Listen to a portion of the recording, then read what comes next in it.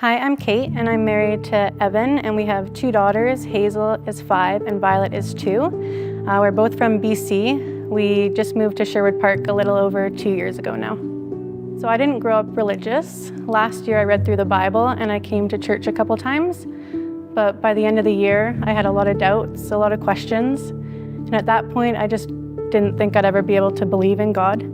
But then a couple months ago I just couldn't get the thought out of my mind about what if God is real, what if this is all true? So I started reading a lot of books, and books on Christianity and on Jesus. And back in July, I was on my 9th book. And at that point, everything I was reading sounded true, but I was still praying to God just to show me in a very clear sign that He's real.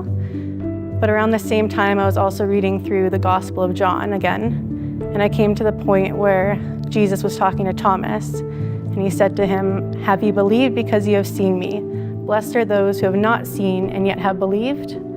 And just by reading that verse, I realized that I didn't need to wait around for this big sign that I was praying about, and that I had all the evidence in front of me, and it all pointed to Jesus.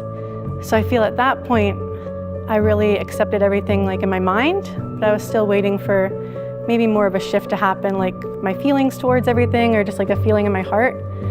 And then a couple nights after that, I was vacuuming and I had my headphones on and I was listening to worship music, and they were all the songs that I'd listened to before. But it was for the first time I really heard the message that all the songs were singing about, and I just couldn't stop crying.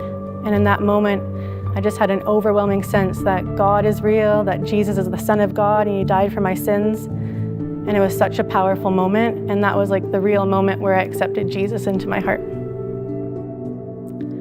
So Jesus has been teaching me a bit about surrendering this year. I've had 2 miscarriages.